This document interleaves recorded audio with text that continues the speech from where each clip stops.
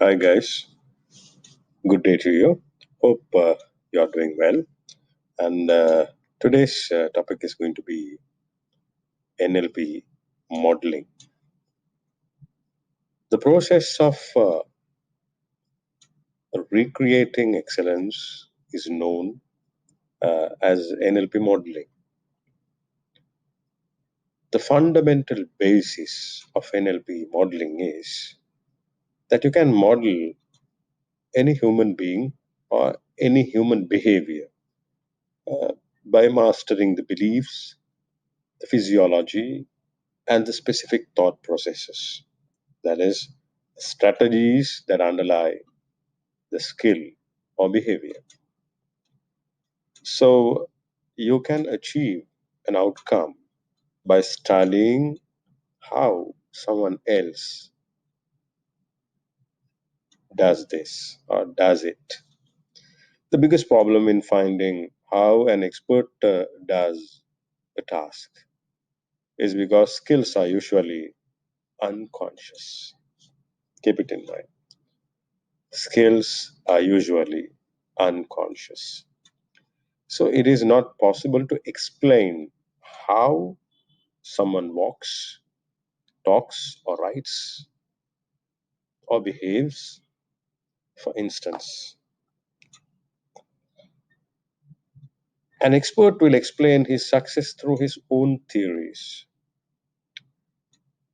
These theories can include irrelevant habits and unnecessary information.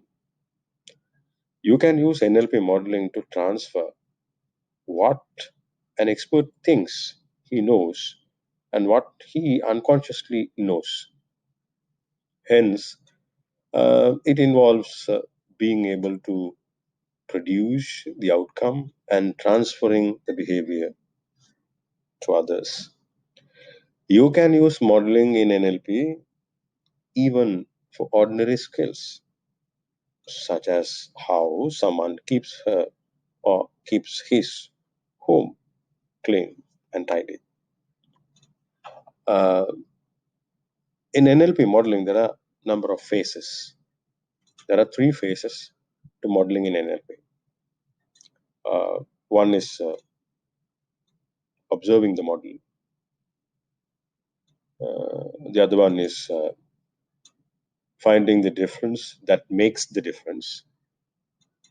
And the third one is uh, designing a method to teach the skill. These are the three main phases in NLP modeling. Observing the model, the first one. What does it say?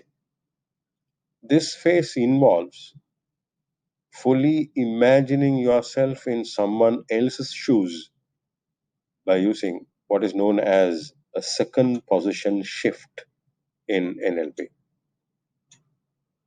You use direct observation of behavior and physiology to find what the person does and ask qualifications to find out how they do it, which involves internal thinking strategies, and why they do it, which includes his or her supporting beliefs and assumptions. A powerful tool to use in this part of the process is uh, deep trance identification. Deep trance identification is using unconscious clues to generate more information than can be obtained logically. That is, observing the model. If you look at finding the difference that makes the difference, modeling is the basis of accelerated learning. Hence, it involves getting all the elements together and then removing the elements that are necessary, that are unnecessary. Hence, by systematically removing elements of the model's behavior, we can find the pieces that are important. If the process still works without that element, it is not relevant. When you have all the pieces, you can refine and sequence the model. Following should be considered to find if an element is important or not.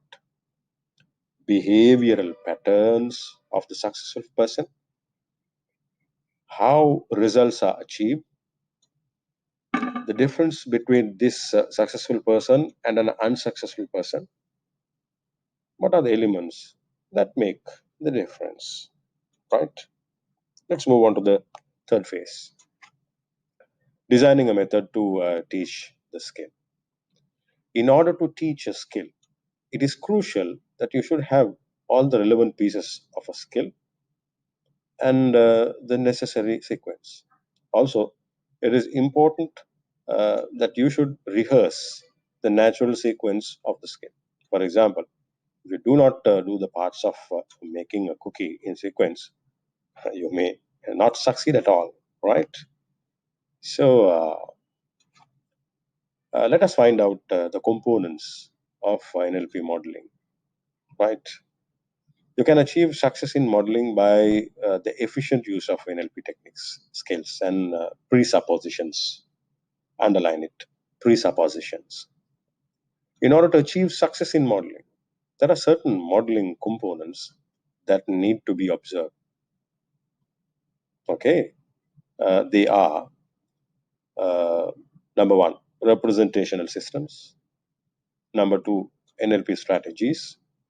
Number three, physiological components. Okay.